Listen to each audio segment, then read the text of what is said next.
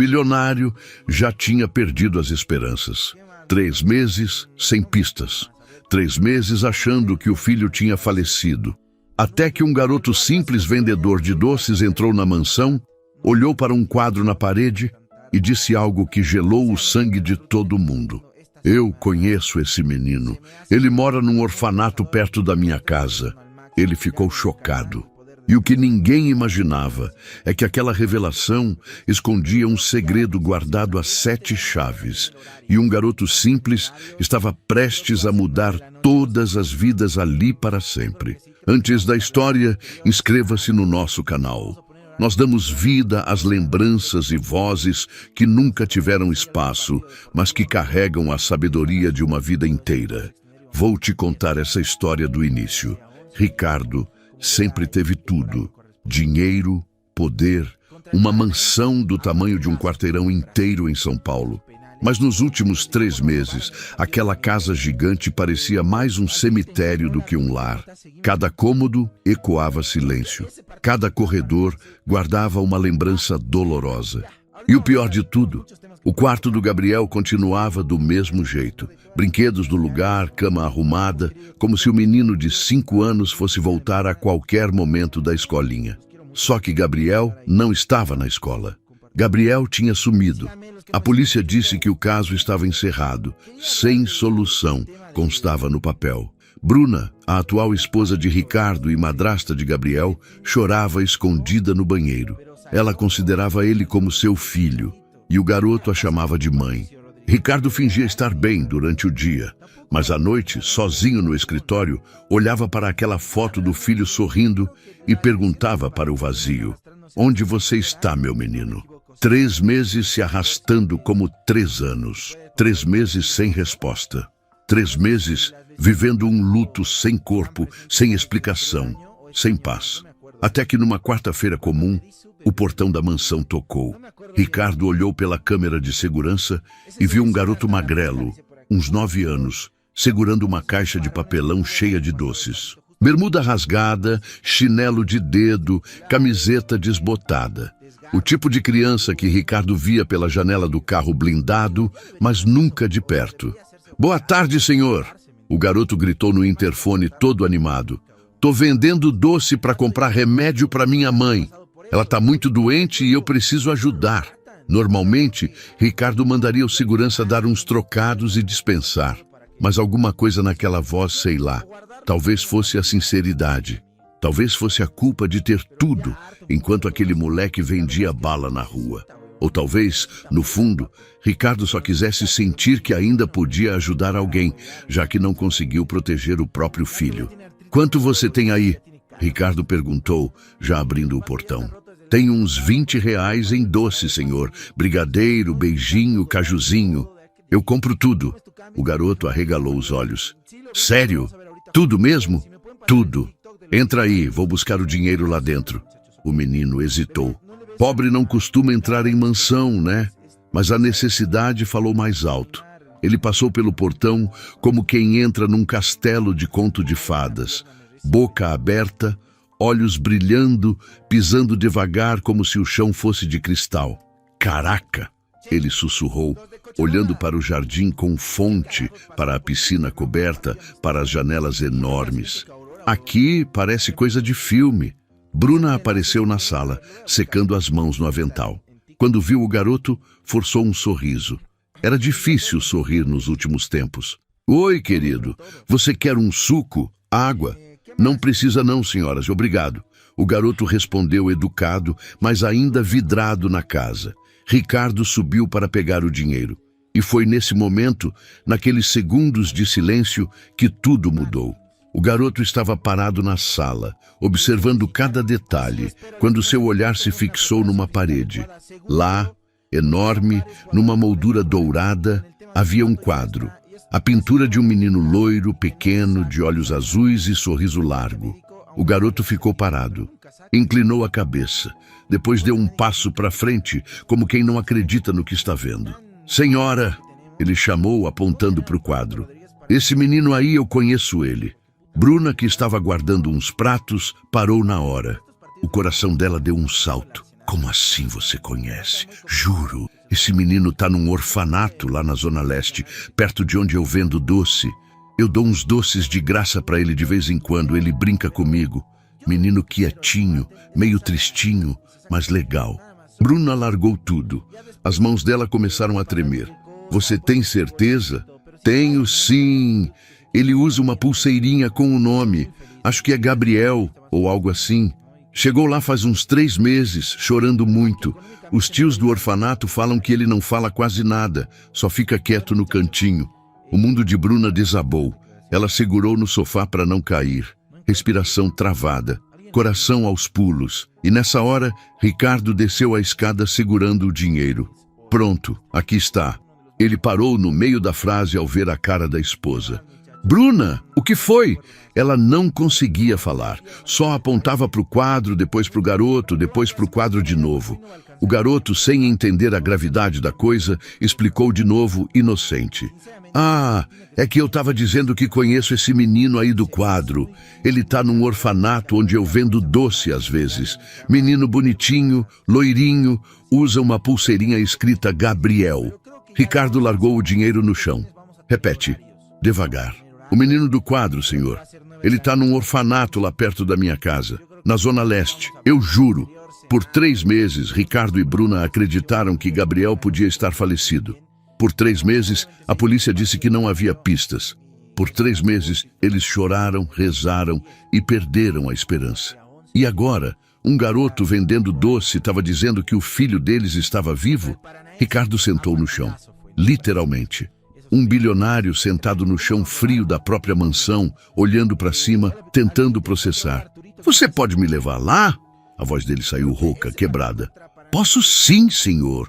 Fica uns 40 minutos daqui de busão. A gente vai de carro. Agora. Bruna correu para pegar a bolsa. Ricardo pegou a chave do carro, o celular e olhou para o garoto. Qual o seu nome? Eduardo, senhor. Eduardo, se você tiver certo, eu te dou a vida que você quiser. Juro por Deus. O trajeto foi um misto de desespero e esperança. Ricardo dirigia que nem louco. Bruna rezava no banco de trás. Dudu, meio assustado com a situação, ia dando as direções. Eles saíram dos jardins, passaram pela Paulista, entraram na Zona Leste. E cada quilômetro parecia mais cinza, mais esquecido. Quando chegaram no orfanato, Ricardo quase não acreditou. Prédio velho, pintura descascada, grade enferrujada. Um lugar que o governo finge que não existe. É aqui, Dudu disse, descendo do carro. Ricardo e Bruna trocaram um olhar. Um olhar de quem está prestes a descobrir uma verdade que vai mudar tudo. Eles entraram. O lugar cheirava a mofo e comida requentada. Tinha umas 10 crianças espalhadas, algumas brincando, outras só existindo. Uma mulher apareceu. Devia ser a responsável e tentou barrar. Boa tarde. Aqui não é visitação sem aviso prévio. Meu filho pode estar aqui, Ricardo cortou seco. Gabriel, 5 anos, loiro, chegou faz 3 meses. A mulher engoliu seco. Senhor, eu não sei. Eduardo, me leva onde ele está. Eduardo foi na frente. Subiu uma escada, virou um corredor apertado, passou por um portãozinho de madeira até chegar num quartinho minúsculo, escuro, frio. E lá estava ele, Gabriel, magrinho, sujo, roupa velha, sentado no chão, abraçando um ursinho de pelúcia surrado. Bruna soltou um grito que saiu da alma. Gabriel! O menino levantou a cabeça devagar. No começo, pareceu confuso. Depois, quando viu a mãe correndo em direção a ele, os olhos encheram de lágrimas. Mamãe! A voz dele era quase um sussurro. Ricardo entrou em seguida, e quando Gabriel viu o pai, desabou a chorar. Papai! Ricardo pegou o filho no colo e abraçou como se quisesse nunca mais soltar. Bruna abraçou os dois.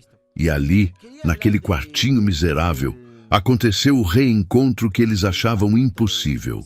Eduardo ficou parado na porta, vendo tudo.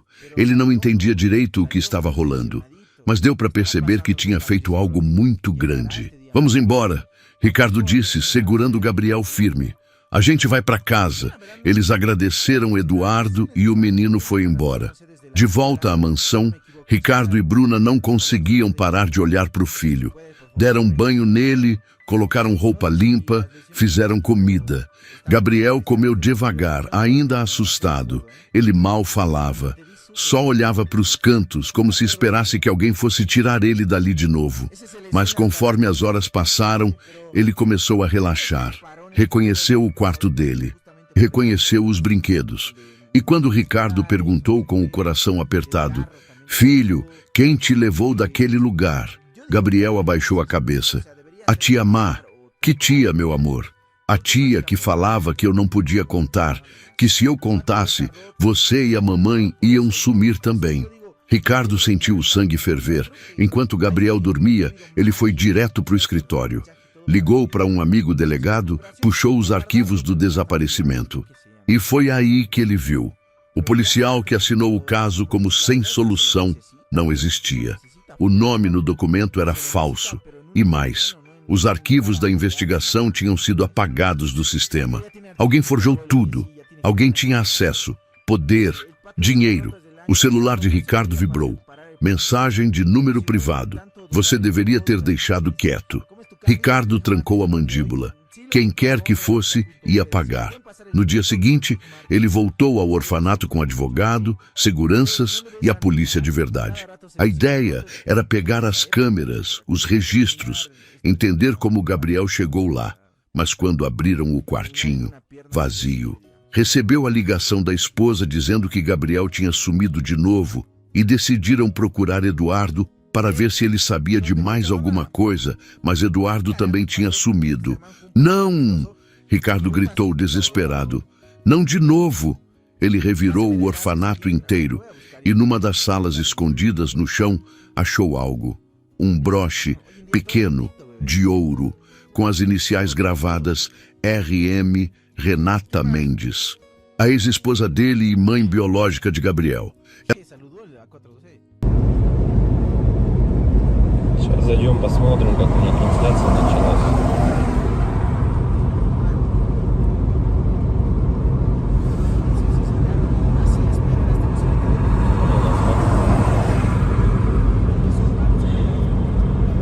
Если вот рассматривать, я говорю, задумываясь о том, что прожитые типа 30 лет, так смотришь на многих людей, которые сейчас, соответственно, живут, которым в районе 30, которые уже потеряли вообще вкус к жизни, да, радость какую-то от жизни. Таких, причем, кстати, становится все больше и больше.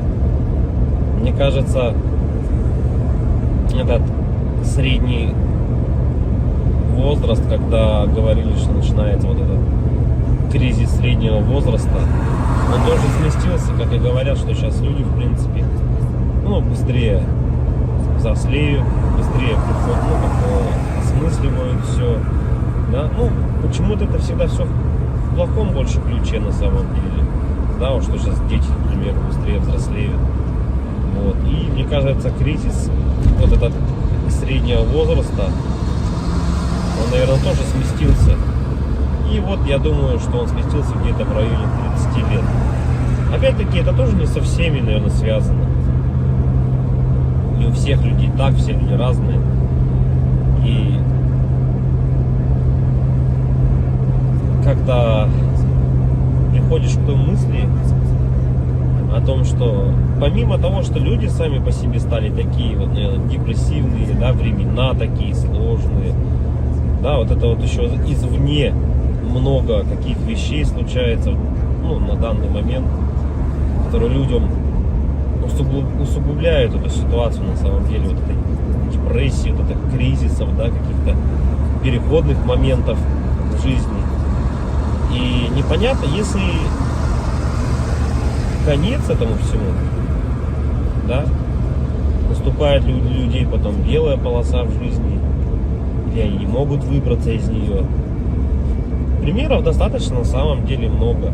Например, вот сосед у меня есть такой хороший парень был. И есть, он хороший человек сам по себе. Но вот у него сейчас очень сложные времена такие, как бы дизмораль на него напала. О том, что он не реализовался в своей жизни к 30 годам, что жизнь у него кончена. И не может он выбраться из этой ситуации. Да? Как говорят, если мы говорим, что это мужики такие, да, типа слабые, да, какие-то, ну, безморальные, ну, как бы такие вот, что в основном это случается, наверное, зачастую, может быть, это у мужиков случается в этом возрасте, такой кризис, наверное, да, каких-то неудач в своей жизни, не пришедших ни к чему достойному и хорошему. Но вопрос в том, что это мужики такие, типа слабые, или времена такие стали, что если вот разобраться так, вот, например, возьмем даже с древних времен, когда человеку нужно было добывать пищу самому, да, там убивать мамонтов, мужику стоило там сходить на охоту. Да, на охоту он сходил, кого-то там добыл добычу, принес домой, да, что-то где-то там поделал дома, и все как бы. Ну и это, возможно, как работа тоже на ежедневной основе, да, была. И как бы мужик в то время считался, но еще воином были, они воинами были, не воевали, да. В любом случае, это все такая в основном физическая была работа, типа стратегии именно добычи пищи какой-то себе. Ну, тут вот требовалось, возможно, какое-то знание, да, тут я не спорю. Но в основном это была физическая работа. Если взять, к примеру, не такие далекие времена, когда там люди вот только выходили из пещер, да, взять даже, допустим, 50 лет назад, 100 лет назад, да, когда люди работали на заводах. И что тогда считалось именно мужиком, да, таким? Разница была, наверное, с нынешними временами в том, что если ты работал, к примеру, на заводе на каком-то, то тебе было этого всего достаточно. То есть ты уходил на завод, отработал свое время, да, пришел домой, какие-то тоже там, может, домашние дела, и, ну, и этого тебе было достаточно на самом деле. Как бы, и все, и заключалась вся суть именно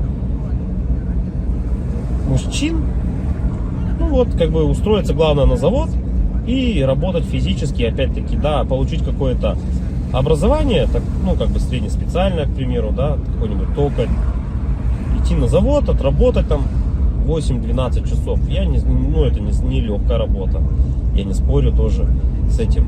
Но опять-таки, этого зато было достаточно. Человек уходил, он отрабатывал там 12 часов и понимал, что ему будет всего достаточно. Ради этого и была, наверное, главная и основная мотивация. Да?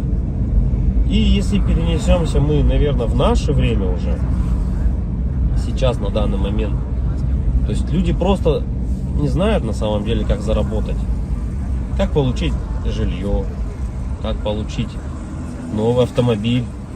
То есть способов получения данного результата его нету как такового. Это говоря о том, что ты будешь ходить на работу по 8, по 12 часов, допустим, сутками там работать, да, ты не заработаешь на машину, заработаешь ты на нее через 5 лет, если ты там не будешь ни пить, ни есть, как бы, да. Ну ладно, если вообще не тратить деньги, то заработаешь год. Ну такого же невозможно, это же только где-то в сказках. С учетом нынешних трат, то есть даже при зарплате какой-то средней, там 100 тысяч рублей, ну где-то 60, где-то 70, где-то 80. Возьмем от 60, наверное, до 120. То есть, к примеру, достижение результата такой, как, к примеру, квартира, недвижка какая-то своя, это кредиты, ипотеки. То есть вот здесь и сейчас ты берешь. И залазя все глубже и глубже, то есть, как сказать, взял ты, к примеру, себе недвижимость, да, в ипотеку, пусть оно будет так. Помимо тех трат, к примеру, помимо этой ипотеки, там, ремонт и так далее, тебе за эти 20 лет нужно и телефоны менять, и одежду менять, и так далее, там, кушать надо. Машины также в этот же момент менять тебе надо. И то есть это кабала на самом деле такая, она дизморальная. И к чему это все? Что же значит мужик в наше время, который ходит на завод, работает 12 часов, а денег у него все равно нету. Как бы добычу он принести уже не может, да? Ну, типа, он может сходить в лес, но от этого толку особо не будет. И, наверное, сам интернет, во-первых, расфорсил вот это вот все, то, что люди должны зарабатывать какие-то миллионы. Они должны зарабатывать. Это было бы шикарно, если бы каждый зарабатывал. Но каждый по своей сути не может столько зарабатывать, да, потому что не хватит денег, чтобы каждый. А может, их и хватит, но никто никому не даст так зарабатывать. И вот, возвращаясь, к примеру, к тому, что какая зарплата? 1300, наверное, должна быть в наше время, чтобы как бы себя, наверное, обеспечивать, да, хорошо, одному. И кто же тогда мужик в наше время? Типа, что он должен делать? Что он должен выполнять? Как бы, если он ходит на работу, но смысла от этого нету. Ну, как бы он есть, да, у тебя какой-то идет доход, но если его недостаточно. Смотришь другие профессии, другую работу, да,